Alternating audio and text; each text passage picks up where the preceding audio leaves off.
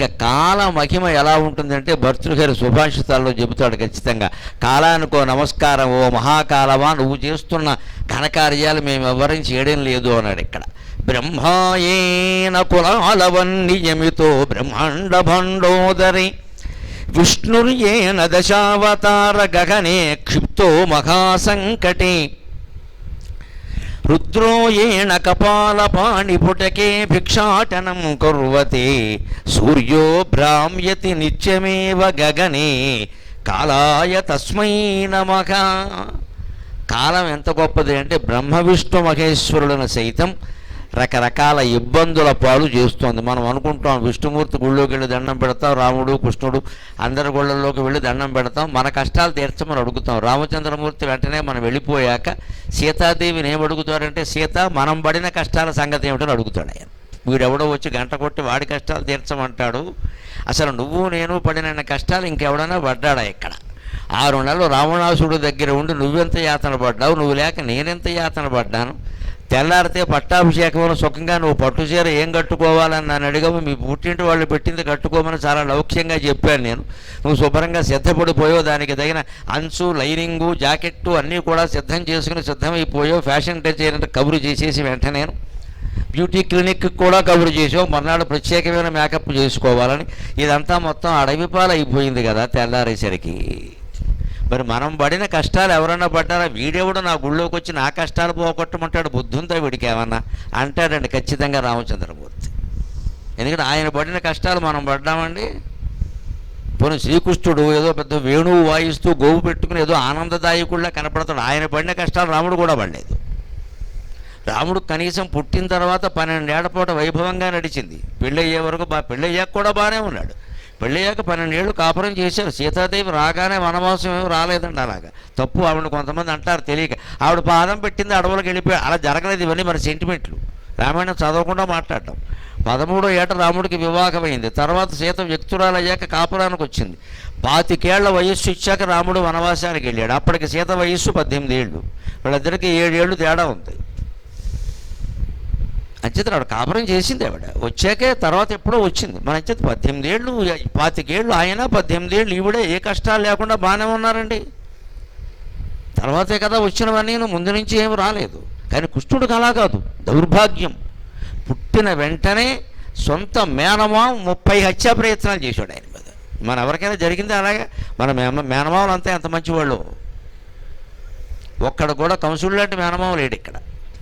మనం మాత్రం సెంటిమెంట్ ఎలా పెట్టుకుంటామంటే దారుణంగా. ఎవరైనా పిల్ల కానీ పిల్లాడు కానీ రోహిణి నక్షత్రంలో పుడితే మేనమామను కాశీ పంపిస్తారు. మేనమామ గండం ఎక్కడి నుంచి వచ్చింది? గండం అంటే ప్రతి పిల్లాడు మేనమామని చంపేస్తాడా? ఇదే మన పిచ్చి అంటే. చైతన్యానికి చేతస్థానికి తేడా ఇది. పురాణ ఘట్టాల నుంచి నేర్చుకోవలసిన చైతన్యం ఏమిటంటే, నాయనా ఒక్కోసారి నీకు బాగా దగ్గర వాడే నీకు శత్రువు కావచ్చు, జాగ్రత్త పడు. అది కృష్ణుడి కథ నుంచి మనం నేర్చుకోవాలి. మేనమామ ఏంటి? భార్య శత్రువు కాకూడదా? భర్త కాకూడదా? పిల్లలే అవుతున్నారు ఈవేళ. పిల్లలకి తల్లిదండ్రులే శత్రువులు అవుతున్నారు ఒక్కోసారి భయంకరంగా. వాళ్ళ యోగక్షేమాలు పట్టించుకోకుండా వీళ్ళ స్వార్థాలు చూసుకుని వీళ్ళే శత్రువులు అవుతున్నారు. అంచేది ఎవరికెవరు శత్రువు కాదండి. సొంత మేనమామ కంసుడు కృష్ణుడి మీద హత్యా ప్రయత్నాలు చేశారంటే ఆ చరిత్ర విని మనం ఏం నేర్చుకోవాలి? బాబోయ్, అయిన వాళ్ళ దగ్గర కూడా జాగ్రత్తగా ఉండాలరా, కానివాళ్ళు కాదు అని నేర్చుకోవాలి. ఇది చైతన్యం. చాదస్తం అంటే ఏమిటంటే కృష్ణుడి నక్షత్రం ఏమిటో కంసుడి నక్షత్రం ఏమిటో కనుక ఆ నక్షత్రం మనకు లేకుండా ఉంటే చాలు. అది కుదురుతుందా? ఒకటే అవ్వాలని ఏం లేదు కదా ఇక్కడ. ఇదే చైతన్యము చాదస్తము అంటే. నక్షత్రాన్ని బట్టి లెక్కలేకూడదు. ఇక్కడ ఏవో నక్షత్రాలు ఉంటాయి, 27 నక్షత్రాలు అక్కడ మారేశారు, ఏం చేస్తావు అని అడిగి తలో పేరు పెట్టారు. ఇంక దాన్ని బట్టి ఇంకా విపరీతాలు పడిపోయి వాళ్ళ పెళ్ళిళ్ళు అవ్వట్లేదు చాలామందికి నక్షత్రాల కారణం. కొన్ని నక్షత్రాల్లో పుట్టిన ఆడపిల్లలను అసలు ఎవరు చేసుకోవట్లేదు. మూల నక్షత్రం ముఖ్యంగా. మూల మా అమ్మవారి నక్షత్రం, సరస్వతీదేవి నక్షత్రం. మూలా నక్షత్రం అమ్మాయిని చేసుకుంటే బోళ్ళు చదువు వస్తుంది, అనుమానం ఏమీ లేదు. సరస్వతీదేవి మీద నమ్మకంతో చెబుతాను. మూలా నక్షత్రం సరస్వతి. మనకి సెంటిమెంట్ ఏమిటి? మూల అంటే మూల కూర్చోవడం. ఆ మూల సంస్కృత మూల, తెలుగు మూల కాదు అది. సంస్కృతంలో మూలా నక్షత్రం అంటే మూల పురుషుడు, మూల దైవం, అందులో లెక్క. మూలం అంటే ప్రధానం అని అర్థం అక్కడ. తెలుగులో మూల అంటే మారుమూల, ఏదో మూల, ఈశాన్యం మూల. ఈ మూలను పట్టుకెళ్ళి దానికి అంటకట్టాం. ఇంక మూల మానేసి ఇంకో ఆ నక్షత్రంలో పుట్టిన అమ్మాయి ఏడుస్తూ కూర్చోవాలి ఇక్కడ. ఈ నమ్మకాల నుంచి బయటపడాలి. దానికి ఏమిటంటే భర్తృహరి చెబుతున్నది, బ్రహ్మ విష్ణువు ఈశ్వరుడు చేతో నానా కష్టాలు పడ్డారయ్యా, వాళ్ళేమో సుఖంగా లేరు. బ్రహ్మాయేన కులాలవన్నిజమితో బ్రహ్మాండ భాండోదరే, బ్రహ్మదేవుడు చేసే పనికి కుండలు తయారు చేసే కుమ్మరి పనికి తేడా ఏమీ లేదని లేదని చెప్పాలండి. కుమ్మరాయన కుండలు చేస్తాడు, ఇలా తిప్పి తిప్పి తిప్పి తిప్పి చాలా కష్టపడి ఇలా తిరుగుతూ ఉంటే మట్టి చెయ్యి అడ్డం పెట్టుకుని పాపం చాలా ఇదిగా పైన కర్ర పెట్టుకుని చాలా యాతన పడి చేస్తాడు. కొండ మీద కొండ, కొండ మీద కొండ, పచ్చి కుండలు బాగా ఎండబెట్టి బోర్లు ఇస్తాడు. వాడు మనవడు రాత్రి పడుకుని తాపు దంతాడు, శ్రీమద్ రమారమణ గోవిందో హరి. వాడిని ఏమైనా పొరపాటున కొట్టాడంటే కూతురో కొడుకో వస్తాడు, నాన్న మా అబ్బాయిని కొడతావా అని. ఇప్పుడు చేసిన పని అంతా ఏమైంది? అలాగే బ్రహ్మదేవుడు కుమ్మరిలాగే ఇన్ని కుండలు, మన శరీరాలనే కుండలన్నీ ఆయనే తయారు చేస్తున్నాడు. ఇందులో ప్రతి రోజు కాదమ్మా, ప్రతి గంట కాదు, ప్రతి క్షణానికి ఎన్ని పగిలిపోతున్నాయో అందరికీ తెలుసు. ఒక్క నిమిషం గడిచింది అంటే ప్రపంచంలో లక్షల మంది చనిపోవడం కాదండి, దారుణమైన వార్త. ఒక నిమిషం గడిచిందంటే దేశం మొత్తంలో 2 చనిపోతున్నారమ్మా రోడ్డు ప్రమాదాల కారణంగా. నిమిషానికి 2 ప్రపంచంలో రోడ్డు ప్రమాదాల వల్ల చనిపోతున్న వాళ్ళు నిమిషానికి 2. సహజ మరణాలు కాదు, రోడ్డు ప్రమాదాలు. రోడ్డు ప్రమాదాల్లో చనిపోయే వాళ్ళు ఎవరో మీకు తెలుసు. సహజంగా 18 ఏళ్ల నుంచి 30 ఏళ్ల లోపు ఉండే యువకులే ఉంటారు, యువతులు కూడా తక్కువ, యువకులే ఉంటారు. అంటే ప్రపంచం మొత్తానికి ఉపయోగపడే యువతరం కేవలం రోడ్డు ప్రమాదం కారణంగా పోతుందండి. ఎంత ప్రమాదకరమైన వాతావరణంలో ఉన్నాం, ప్రత్యేకం హైదరాబాదులో మనం. ఎవడైనా వింటాడా చెబితే 5వ గేర్లోకి 6వ గేర్లోకి మార్చేస్తాడు. 6వ గేర్ ఏంది ఇంకా లేదు కాబట్టి మార్చడంత ఉంటే మార్చేస్తాడు. ఇక టాప్ గేర్ ఏది ఉంటే అది పెట్టాడు. పొరపాటున ఎవరైనా అమ్మాయి వీడికి ఎదురైందా బండే లేపేస్తాడు పైకి. ఇక గేర్ లేదుగా బండి లేపేంతే. ఇంత చేసి ఆ అమ్మాయి వీడిని చూసి నవ్వకపోగా ఎడుపు మొహం వేసుకుపోతుంది. అది ఇప్పుడు ప్రయత్నం అంతా విఫలమైంది, ప్రాణాలు పోయాయి. ఈ పిచ్చి ఆలోచన ఎంత ప్రమాదం తెచ్చిపెడుతుందో, తల్లిదండ్రులకు ఎంత గర్భశోకం. వీడిని నమ్మి పంపిస్తారే, తిరిగి వస్తాడో రాడో తిరిగి ఇక్కడ. అంచేత కుండలు పగిలిపోవడం అంటే ఇదే. శరీరం అనేటువంటి బుడగ పేలిపోవడానికి పెద్ద సమయం ఏమి అక్కర్లేదు, దాన్ని కొన్ని కారణాలు కూడా అక్కర్లా. ఈ శరీరాలనే కుండల్ని కొన్ని కోట్ల శరీరాలు, 84 లక్షల జీవరాశులు, ఒక్కొక్క జీవరాశిలో మళ్ళీ కొన్ని కోట్ల ప్రాణులు. జీవరాశి అంటే మనిషి ఒక రాశి, పాము ఒక రాశి, ఏనుగు ఒక రాశి, అలాంటి రాశులు 84 లక్షలు ఉన్నాయి. మన పురాణాలు ఎంత గొప్పవి అంటే కొన్ని వేల ఏళ్ల క్రితం 84 లక్షల జీవరాశులు అని నిర్ణయిస్తే, ఇటీవల నాసా కేంద్రం వారు అందరూ జరిపిన పరిశోధనలన్నీ ఆ సంఖ్యని ఖాయం చేసే ఖచ్చితంగా 84 లక్షలే జీవరాశులు ఉన్నాయని. హిందూ పురాణాల అభిప్రాయం అంత గొప్పది. వాళ్ళు కొన్ని వేల ఏళ్ల క్రితం చెప్పారు, తపోమయమైన దృష్టి. కొన్ని జాతులు నశిస్తే మళ్ళీ కొత్త జాతులు పుడుతూ ఉంటాయి. మొత్తం మీద 84 లక్షలు అనేది లెక్క. ఎందుకంటే ఖగోళంలో నక్షత్రాల సంఖ్యకి సంవత్సరాల సంఖ్యకి వీటికి మధ్యలో అనుబంధం ఉంది. అన్ని జీవరాశులే పుడతాయి, లేని జీవరాశి పుట్టదు. ప్రతి జీవరాశి శ్రీ మహావిష్ణువు నుంచి పుట్టవలసింది. అందులో శ్రీ మహావిష్ణువు అనగానే మనకేదో ఒక పౌరాణికంగా ఒక విగ్రహాన్ని చూపిస్తారు. సైంటిస్టులు కనిపెట్టినటువంటి బ్లాక్ హోలే మహావిష్ణువు. మిల్కీ వే, పాలపుంత అంటే పాల సముద్రం, అందులో మొత్తం బ్లాక్ హోల్ అంటే అదే మహావిష్ణువు. అందుకే ఆయన నల్లగా ఉంటాడని చెప్పారు. మొత్తం గ్రహాలు నక్షత్రాలన్నీ ఆ బ్లాక్ హోల్లోకి వెళ్ళిపోతున్నాయి వెళ్ళిపోతున్నాయి వెళ్ళిపోతున్నాయి. ఏమవుతున్నాయో తెలియదు, మరి ఇంకో వైపు నుంచి బయటకు వస్తున్నాయని చెప్పారు శాస్త్రజ్ఞులు ఇటీవల. ఆ బ్లాక్ హోల్ మీద పరిశోధన చేసిన స్టీఫెన్ హాకింగ్ సహా అందరూ చెప్పినటువంటి మాట ఇది. అందులోకి వెళ్ళిపోతున్నాయి వెళ్ళిపోతున్నాయి, కొన్ని కోట్ల నక్షత్రాలు, గ్రహాలు, మండలాలు వెళ్ళిపోతున్నాయి. అవి ఏమవుతున్నాయో తెలియదు, మళ్ళీ ఇంకో వైపు నుంచి బయటకు వస్తున్నాయి. బయటకు వచ్చే వైపు నుంచి లోపలికి వెళ్ళడానికి లేదు, లోపలికి వెళ్ళే వైపు నుంచి బయటికి రావడానికి లేదు, ఓన్లీ వన్ వే. అలాగే ఉంది బ్లాక్ హోల్ అని చెబుతున్నారు. మొత్తం బ్రహ్మాండంలో ఉన్న బ్లాక్ హోల్స్ మీద పరిశోధన చేస్తే సరిగ్గా మనకు విష్ణువు గురించిన పద్యం ఎలా ఉందండి? ఎవని చే జనించు జగము, ఎవని లోపల నుండు లీనమై, ఎవని ఎందుడిందు పరమేశ్వరుడెవ్వడు, మూల కారణం వెవ్వడు, అనాది మధ్యలయుడెవ్వడు, సర్వము తానయైన వాడెవ్వడు, వానిన ఆత్మభవుని ఈశ్వరుని శరణంబు వేడెదన్ అని కొన్ని వేల ఏళ్ల క్రితం వ్యాస మహర్షి భాగవతంలో ఏం చెప్పాడో, పోతన గారు తెలుగు భాగవతంలో ఏం చెప్పాడో దాన్నే శాస్త్రజ్ఞులు బ్లాక్ హోల్ రూపంలో నిర్ధారణ చేశారు. హిందూ ధర్మం యొక్క గొప్పదనమే అది. మన పురాణాల్లో, మన శాస్త్రాల్లో, మన కావ్యాల్లో ఏం చెప్పారో దాన్నే నిర్ధారణ చేస్తున్నారు. అందుకని ఈ శాస్త్రజ్ఞులు ఎప్పుడో అందరూ కలిసి రకరకాల పరిశోధనలు చేసి విషయాలు తేల్చే వరకు మనం గ్రంథాలు కనుక చదవకుండా ఉంటే మాయలో పడిపోతాం, మోసపోతాం. అందుకని పురాణ పఠనం అందరూ యువకులు ముఖ్యంగా చెయ్యాలి. ఒక నియమం పెట్టుకుని శనాదివారాల్లో 1 గంట పురాణ కాలక్షేపం అన్నట్టుగా చెయ్యాలి. అలా చేస్తే అనేక విషయాలు తెలుస్తాయి. తర్వాత వీళ్ళెవరో కనిపెట్టిన తర్వాత అయ్యో మనవాళ్ళు ఈ విషయాన్ని కొన్ని వేల ఏళ్ల క్రితం చెప్పారుంటే ఆ తపోమయమైన దృష్టి ఎటువంటిదో మనకు తెలుస్తుంది. అంత తపస్సు మనం చేయలేకపోయినా కనీసం మౌనంగా నోరు మూసుకుని ఉండి జపమైనా చేస్తాం కాసేపు, 1 అరగంట. దానివల్ల మనస్సు ఏకాగ్రంగా ఉండడం తెలుస్తుంది. అందుకని బ్రహ్మదేవుడు చేసేది కుమ్మరవాడు చేసే పని కంటే ఏ రకంగా గొప్పదేం కాదు. ఆయన ఆ లంపటంలో పడ్డాడా లేదా సరస్వతీదేవితో సహా నిరంతరం సృష్టి కార్యక్రమాలు చేస్తూ, అలాగే విష్ణుర్యేన దశ అవతార గగనే క్షిప్తో మహాసంకటే. పోనీ విష్ణుమూర్తి ఏమైనా సుఖంగా ఉన్నాడా? ఈ లోకాన్ని కాపాడడం కోసం స్థితి అనే బాధ్యత వహించినందుకు మత్స్యావతారం ఎత్తాడు, చేపగా పుట్టాడు, ఆయన కర్మ కాలింది. అది ఏదో కొద్దిసేపు ఎత్తిన అవతారం పోన్లే అనుకోవచ్చు. తర్వాత కూర్మావతారం ఎత్తాడు, మందర పర్వతం పైకి లేపి మథనం చేస్తుంటే కింద కూర్మంగా ఉండాల్సి వచ్చింది.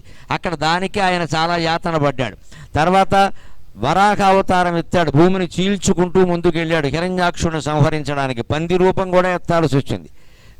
ఇంకా దాంతో సరిపోలేదు ఆయన వేషాలు. సగం మనిషి సగం సింహం ఆకారం కూడా ఎత్తాడు ప్రహ్లాదుడిని కాపాడడానికి.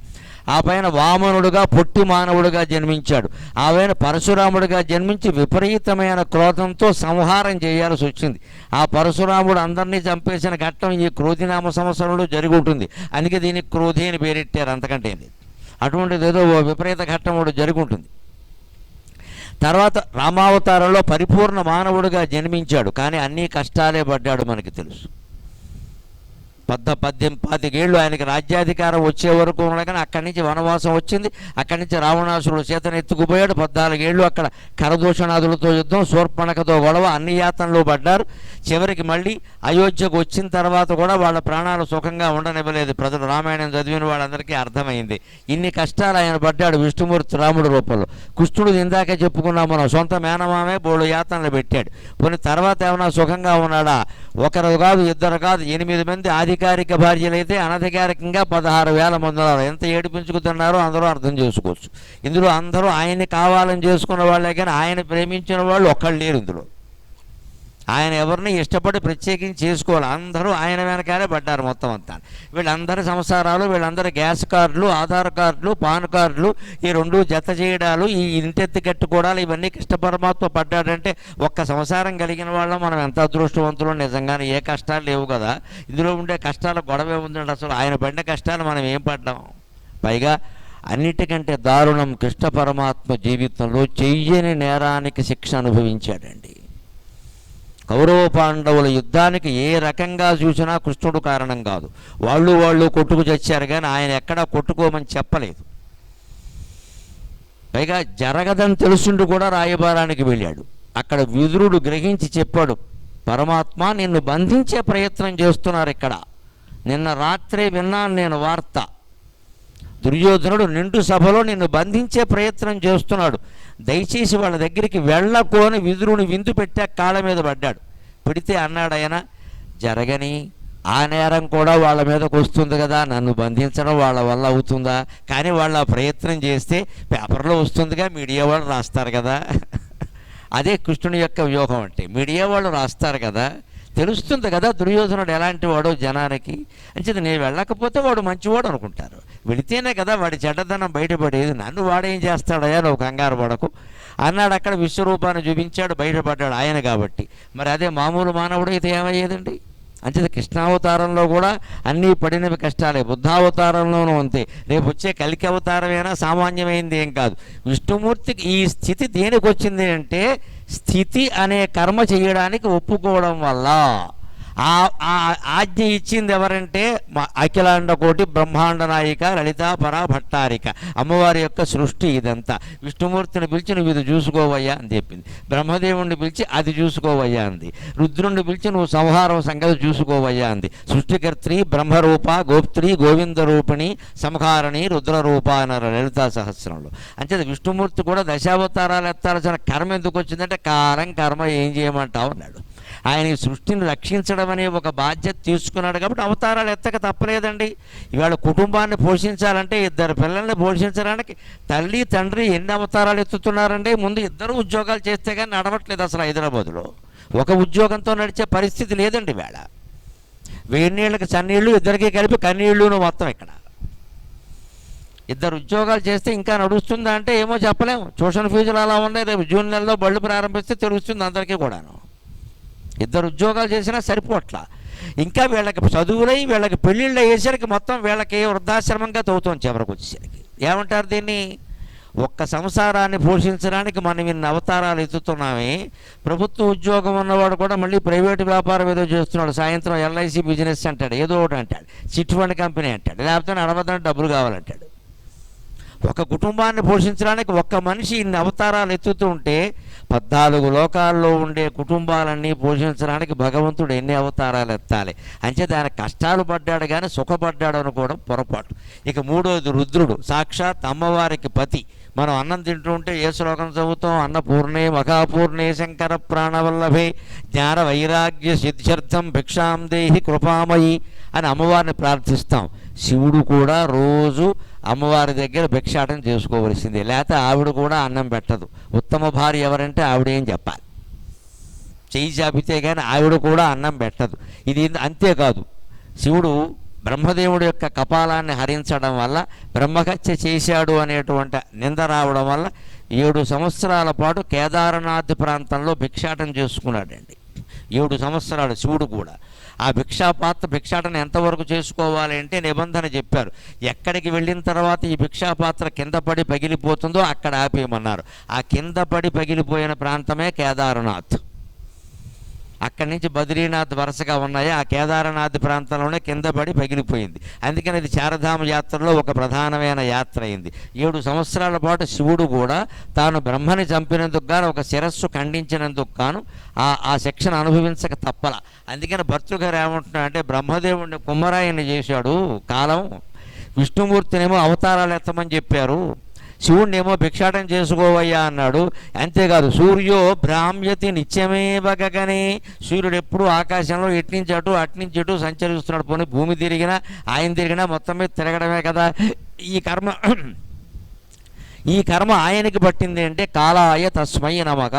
సూర్యచంద్రాది దేవతలందరూ ఇలా ఉండడానికి కాలమే ప్రధానమైన కారణం కదా. అందుకే మనం కూడా ఏం గుర్తుకు పెట్టుకోవాలంటే, కాలం ఎప్పుడు నిచ్చెన లాంటిది కాదు, కాలం చక్రం లాంటిది. అందుకే ఏ పరిణామానికి కంగారు పడొద్దు, ఏ పరిణామానికి పొంగిపోవద్దు. సాధారణంగా ఏమంటారంటే వైజ్ఞానికులు, నాస్తికులు వీళ్ళందరూ పూర్వం కంటే ఇప్పుడు చాలా అభివృద్ధి చెందింది కదండి ప్రపంచం. పూర్వం మా కాలంలో రేడియో ఉండేది, రేడియో తప్పితే ఏం లేదు. మాకైతే రేడియో కూడా లేదు. మా ఊళ్ళో ఊరు మొత్తం మీద ఒక్కటే రేడియో. అది వినడానికి ఆదివారం మధ్యాహ్నం సంక్షిప్త శబ్ద చిత్రం అని వచ్చేది, 1 గంట సేపు. 50 మంది కుర్రాళ్ళు గుడెరుగు మీద పోగయ్యేవాళ్ళు. దానికోసం ఇలా చెవులు పెట్టుకు వినేవాళ్ళం. అంతకుమించి ఎవరిళ్లలో రేడియోలు కూడా లేవు. ఇవాళ రేడియో దాటింది, టీవీ వచ్చింది, టీవీ సెట్లు వచ్చాయి, క్యాసెట్లు వచ్చాయి, సీడీలు వచ్చాయి, ఇంకా పెన్ డ్రైవ్లు వచ్చాయి, రకరకాలు వచ్చాయి. అంత మాత్రం చేత ఇది అభివృద్ధి అని చెప్పగలమా అండి? ఇవాళ పిల్లల్ని కాపాడుకోలేని పరిస్థితిలో ఉన్న స్మార్ట్ ఫోన్ కారణంగా. మరి స్మార్ట్ ఫోనే లేకపోతే, ల్యాండ్ ఫోనే కనుక హాలు మధ్యలో ఉంటే ఏ ఆడపిల్లైనా ఏ మగపిల్లాడైనా తప్పు చేసే అవకాశం ఉందా అంటే అన్ని తల్లిదండ్రుల అజమాయిషీలోనే జరుగుతాయిగా. ఖచ్చితంగా ఏం మాట్లాడినా అక్కడ మాట్లాడాల్సిందే కదా. ఇవాళ మొత్తం ఇంత ప్రతి వాళ్ళకి ఎవరికి చూసినా ఇంత ₹1,00,000 ఫోను. ఎవరు ఫోను పట్టుకుని వాళ్ళు గదిలో కూర్చుంటారు, తలిపేసుకుంటారు. ఏం చూస్తున్నారో తెలియదు, ఏం చేస్తారో తెలియదు. ఇప్పుడు దీన్ని అభివృద్ధి అనాలా, నాశనం అనాలా? భౌతికంగా చూస్తే అభివృద్ధి. రేడియో నుంచి టీవీకి, టీవీ నుంచి మన ఫోన్లోనే అన్నీ రావడానికి భౌతికంగా చూస్తే అంతే. కానీ నైతికంగా మనం అభివృద్ధి చెందావా అనేది మన మనస్సుకు తెలవాలి, కానీ ఈ సాధనాలు చెప్పలేవు. అందుకని భౌతిక అభివృద్ధి ఎప్పుడూ నైతిక అభివృద్ధి కాదు. కానీ మన వేదాంతం స్పష్టంగా ఏం చెబుతోందంటే ఇది పెరిగి పెరిగి పెరిగి పెరిగి పెరుగుట విరుగుట కొరకే. కాలచక్రం మళ్ళీ మామూలుగా ప్రాచీన సంప్రదాయాలన్నీ మళ్ళీ వస్తాయి, మీరు అనుమానించాల్సిన అవసరం ಇಲ್ಲ. కాలము నిత్యనంచు కలగంటిది గాని అదొక్క చక్రమై వ్రాలుచులేచుచుండే. కాలము నిత్యనంచు కలగంటిది గాని అదొక్క చక్రమై వ్రాలుచులేచుచుండే. తెగబారుడు వృద్ధి వినాశ బీజముల్ దాలిచి వృద్ధి చేసుకొని దారులు తీయు ముగింపు వైపు. తెగబారుడు వృద్ధి వినాశ బీజముల్ దాలిచి వృద్ధి చేసుకొని దారులు తీయు ముగింపు వైపు. అందాలును తెల్వి నాగర కథల్ సకలమునింతియే అని సాగర ఘోష కావ్యంలో కాలచక్రం గురించి పద్యం రాశాను నేను. కాలం ఎప్పుడూ నిచ్చెన కాదు, అది చక్రం. వ్రాలుచు లేచుచుంటాయి. చక్రం ఎలా ఉంటుంది? కిందకు వస్తుంది మళ్ళీ పైకెడుతుంది, కిందకు వస్తుంది మళ్ళీ పైకెడుతుంది. మీరు ఇవాళ పంచాంగంలో ఉండే ఆదాయ వ్యయాలు చూసుకోండి. కిందటిసారి మన రాశికి ఆదాయం 11, వ్యయం 2 అని ఉండొచ్చు. ఇప్పుడు ఆదాయం 2, వ్యయం 11 కావచ్చు. ఏం చెబుతాడు దానికి? ఇదే కాలం చక్రం అంటే. అన్నీ మారిపోయాయా లేదా? కిందటిసారి మనకు కొన్ని శుభగ్రహాలు ఉండొచ్చు, ఈసారి అశుభగ్రహాలు ఉండొచ్చు, రకరకాలుగా ఉంటుంది. జీవితం కూడా అంతే. కాలం ఎప్పుడూ నిచ్చెన అనుకోకూడదు. మనం ఎదుగుతున్నామంటే వివేకానందుడు చెబుతాడు, ఒక మాట గుర్తుపెట్టుకోవాలి. భౌతిక ప్రగతికి నైతిక పురోగతికి మధ్యలో అభిలషణీయమైన సమతౌల్యం లేకపోతే వ్యక్తికి శాంతి, సమాజానికి అభివృద్ధి ఉండవు అంటాడు. భౌతికంగా మనం ఎదుగుతున్నాం, బాగా ఇంట్లో వస్తువులు ఉన్నాయి, టెక్నాలజీ బాగా పెరిగిందంటే నైతికంగా ఏమవుతున్నామో గమనించాలి. చూడకూడని దృశ్యాలు చూస్తే, వినకూడని మాటలు వింటే నైతికంగా పతనం అయిపోతాం. ఇప్పుడు ఈ టెక్నాలజీ అంతా దేనికి ఉపయోగపడింది? పతనానికి ఉపయోగపడింది. అదే మనం ఉపయోగించుకోగలిగితే ఇవాళ మాబూటుగాళ్ళ ప్రవచనాలు ప్రపంచం అంతా వ్యాపిస్తున్నాయంటే ఈ టెక్నాలజీకో నమస్కారం. నిజంగా మేము దాసోహం అనాల్సిందే దానికి. లేకపోతే ఇంతమంది అభిమానులు మాకు ఏర్పడవు. ఇంతమంది వింటున్నారు, చేస్తున్నారంటే టెక్నాలజీయే కారణం. కానీ అందరూ ఇదే వింటున్నారా? వింటున్న వాళ్ళు మాత్రం దాన్ని ఆచరిస్తున్నారా అంటే ఎవరికి వారికి తెలియాలి. ఎవరూ చెప్పలేరు ఆ విషయాన్ని. అంచేది ఎవరికి వారు బేరీజు వేసుకోవాలి. మనం అభివృద్ధి చెందుతున్నామా, వెనకబడిపోతున్నామా, వినదాన్ని ఏం చేస్తున్నాం మనం అని ఆలోచించాలి. అంచేది ఎప్పుడు కాలం నిచ్చెన కాదు, చక్రం. అవి రాలుచు లేచుచుండు తెగబారుడు వృద్ధి వినాశ బీజములు దాలిచి వృద్ధి చేసుకుని దారులు తీసి ముగింపు వైపు. ఇప్పుడు కొత్తగా మన ప్రాణాలు తీయడానికి ఒకటి వస్తుంది, ఆర్టిఫిషియల్ ఇంటెలిజెన్స్ అని. ఇప్పటికే బాగా వచ్చేసింది. అప్పటికే రోబోలను పెడుతున్నారు ప్రతి చోట, హోటల్స్లోనూ అక్కడ కూడా. రోబోలను పెట్టిన కొద్దీ ఏమవుతాయండి? ఉద్యోగాలన్నీ శ్రీమద్ రమారమణ గోవిందో హరి. దానికి ఏం చెబుతారు మనకి? నువ్వు రోబో టెక్నాలజీ నేర్చుకోవాలి. ఇదో కర్మ, ఇదో కర్మ ఇది. ఇప్పుడు పాపం ఇళ్లల్లో అమ్మమ్మలు మామలు ఉంటారే, వాళ్ళంతా ఏదో పూర్వం పురాణాలు, రామాయణ భారతాలు చదువుకున్నారు. వాళ్ళకి తెలుగు తప్పితే ఇంగ్లీషు రాదు. ఇప్పుడు వాళ్ళకి వచ్చిన పెద్ద కర్మ ఏమిటంటే ఈ 70 ఏళ్ళ ఆవిడ, 80 ఏళ్ళ ఆవిడ మనవరాల కోసం ఇంగ్లీషు నేర్చుకుంటుంది. దీన్నే పెద్ద తద్దినం అంటారు. లేకపోతే ఈ మనవరాలు ఆవిడతో మాట్లాడదు. హౌ ఆర్ యూ గ్రాండమా అంటుంది ఆవిడ. ఈ గ్రాండమా ఏమిటో తెలియాలంటే ఈవిడ ఇంగ్లీషు నేర్చుకోవాలి. లేకపోతే మామ మాట్లాడలేదు. మామ కోసం తెలుగు మనవరాలకి నేర్పాలా, మనవరాల కోసం ఇంగ్లీషు మామగారికి నేర్పాలా? దయచేసి ఆలోచించండి అమ్మా. తల్లిదండ్రులే బాధ్యత తీసుకోవాలి. చచ్చినట్టు పిల్లల్ని తెలుగు నేర్చుకోమని చెప్పాలి, తల్లిదండ్రులకు ఇంగ్లీషు నేర్చుకోమని చెప్పకూడదు. చెబుతున్నది అదే. ఇంట్లో కూడా ఇంగ్లీషే, వంటింట్లో కూడా ఇంగ్లీషే, ప్రతి చోట ఇంగ్లీషే. ఇంక తెలుగు ఏమైపోవాలి? పెద్దవాళ్ళ కోసం పిల్లల్ని మారమని చెప్పాలి. ఇంట్లో పెద్దవాళ్ళు ఇద్దరు ఉన్నప్పుడు టీవీ చూస్తూ ఉంటే ముందు అవకాశం వాళ్ళకి ఇవ్వాలి. మా పిల్లలకు కూడా అలవాటు చేయాలి. మామగారు చూస్తారా, మీరు అక్కడికి వెళ్ళకండి అని చెప్పాలి. అప్పుడు వీళ్ళకి పెద్దవాళ్ళని గౌరవించడం అలవాటు అవుతుంది. దాని ద్వారా వచ్చే మార్పు ఏమిటంటే ఈ తల్లిదండ్రులకే ప్రయోజనం. మా అమ్మగారిని గౌరవించిన వాడు మా అమ్మని గౌరవించడా? ఖచ్చితంగా. మా అమ్మగారిని గౌరవించమని అమ్మ చెబితే గౌరవించమని చెప్పిన అమ్మను కూడా గౌరవిస్తాడు. అంటే ఇంట్లో అత్తమామలున్నా తల్లిదండ్రులున్నా ముందు వాళ్ళని గౌరవించడం అనేది పిల్లలకి నేర్పాలి, ఖచ్చితంగా నేర్పాలి. పిల్లాడు కానీ అన్నం తినడానికి వస్తుంటే మామగారు తిన్నారేమో కనుక్కున్నావా, తాతగారు తిన్నారేమో తెలిసినా సరే ఒకసారి వెళ్ళమని చెప్పాలి. అక్కడికి వెళ్ళి తాతయ్య తిన్నావా అంటే నా బంగారు కొండ, నా మనవడికి నేనంటే ఎంత ప్రేమో. పైగా దానివల్ల ప్రయోజనం ఏమిటంటే కొడుకు కూడా ఇవ్వడం ఇష్టం లేకుండా అట్టి పెట్టిన 2 ఎకరాలు వీడికి ఇచ్చేస్తాడు ఈ మనవడికి. కొడుకు మీద ఏదో కోపం ఉండొచ్చు, ఇవ్వకపోవచ్చు, నేను వాడికి ఎవరు తగలబెట్టాడని. ఈ మనవడు వచ్చి కాస్త తాత అన్నం తిన్నావా అని అడిగానే, మనవడే అయినా కానీ అని చెప్పి మనవడికి ఇచ్చేస్తాడు. దాని ప్రయోజనం కూడా ఉంటుందండి. ఈ పెద్ద తరాన్ని గౌరవించడం అనేది చిన్నవాళ్ళకి మనమే మధ్యలో ఉన్న తల్లిదండ్రుల్లో నేర్పాలి ఖచ్చితంగా. దానివల్ల మనకి ప్రయోజనమే. రేపొద్దున మననే అలాగే గౌరవిస్తారు. వాడు తాతనే మామనే గౌరవించిన వాడు తల్లిని తండ్రిని గౌరవించరా? అది వేరే చెప్పాలా ప్రత్యేకంగా. అంటే అది గౌరవం జరగాలి అంటే ఎలా ఉండాలి? ఈ బారెడు వృద్ధి ఆర్టిఫిషియల్ ఇంటెలిజెన్స్ వచ్చి రేపు చేసేది ఏమిటంటే, నా బొమ్మ ఈవేళ నేను మాట్లాడుతున్నాను కూర్చొని ఇక్కడ, నేను మాట్లాడవలసిన అవసరం లేకుండా వాళ్ళు ఏదో రాసేసి మొత్తం నేనే కూర్చొని మాట్లాడుతున్నట్టుగా మీకు వినిపించగలరు. ఇక నన్ను ఎవడు పిలుస్తాడు ఇక్కడ? నమశివాయ. పైగా నేను మాట్లాడిన దాన్ని మొత్తం అన్ని భాషల్లోకి మార్చేయగలరు నా అనుమతి లేకుండా. నమశివాయ వెళ్ళిపోయింది మొత్తం, ఇక్కడ కాపీ రైట్ లేకుండా పోయింది. అంతేకాదు, ఇంతవరకు పర్వాలా ఏదో సహిస్తాం, నేను మాట్లాడిన మాటలు కూడా మాట్లాడినట్టుగా సృష్టించగలరు. పెద్ద గొడవలు అయిపోతాయి. ఇప్పుడు అవన్నీ ఎవడు నిర్వహించుకుని వస్తాడు కనుక.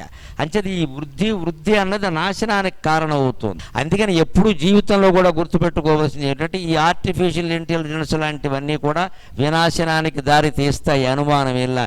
ఇప్పటి నుంచే తల్లిదండ్రులు జాగ్రత్తగా ఉండి ఆ పిల్లలు ఏం చదువుతున్నారో ఏం చేస్తున్నారో పరిశీలించవలసింది.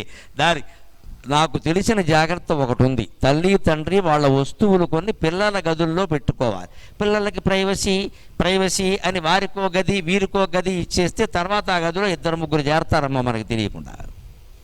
ఇవ్వకూడదు, ఎట్టి పరిస్థితుల్లో ఇవ్వకూడదు. పిల్లల గదిలో ఉంటే అమ్మాయిని అబ్బాయిని వేరు చేసేయాలి. 2 అమ్మాయిలు ఉన్నా వేరు చేసేయాలి. అమ్మాయి దగ్గర ఈ తల్లి ఉండాలి, ఇంకో అమ్మాయి దగ్గర తండ్రి ఉండాలి. వీళ్ళ వస్తువులు కొన్ని అక్కడ పెట్టుకోవాలి. గడియారు వాచి పెడతావో ఫోన్ పెడతావో ఏం పెడతావో పెట్టు, మధ్యలో అరగంటకు ఒకసారి పెడుతూనే ఉండాలి ఆ గదిలోకి. ఏదో పని ఉన్నట్టుగా వెళ్ళాలి. వాళ్ళు ఏం చేస్తున్నారో ఏం చదువుతున్నారో చూడాలి.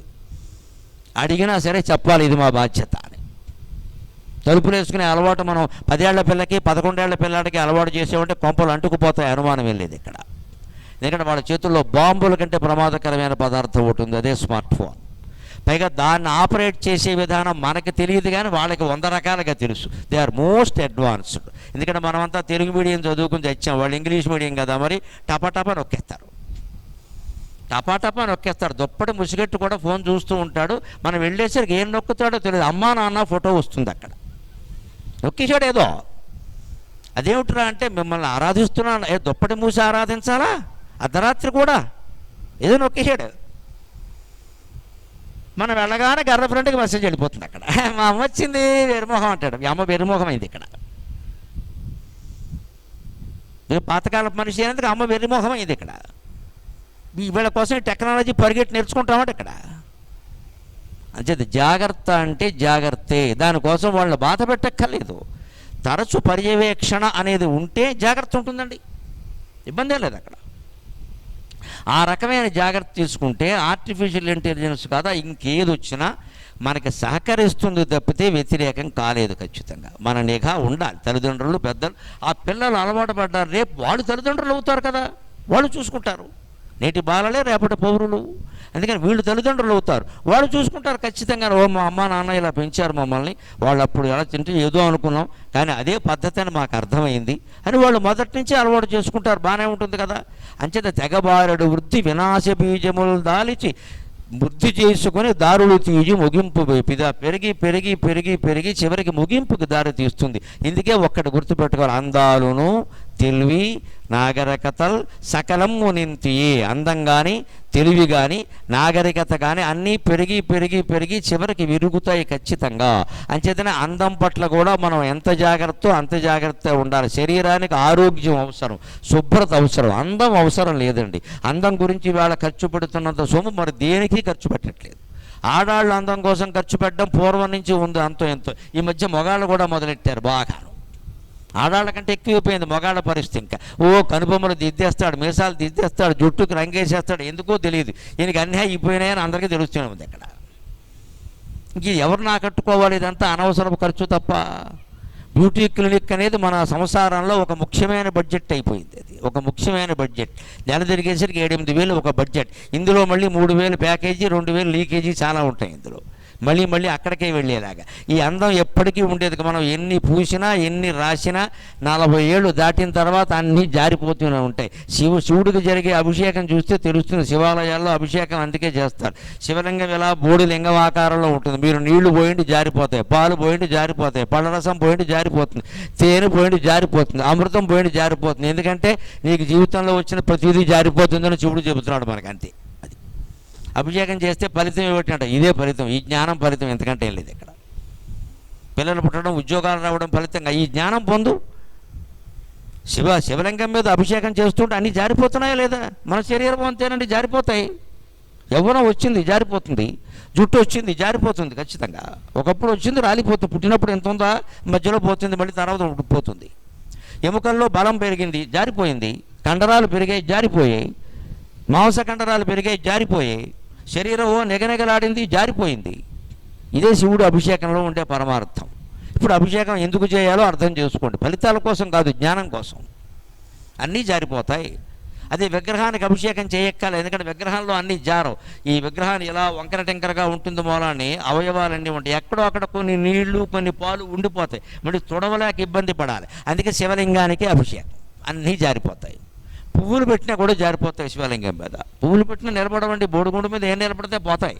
అంటే నువ్వు చేసుకునే సమస్త అలంకారాలు, నువ్వు సంపాదించిన సంపదలు, నీ యవ్వనం, నీ భోగాలు అన్నీ జారిపోతాయి. వాటిని అట్టి పెట్టుకునే ప్రయత్నం చేయకు మానవా.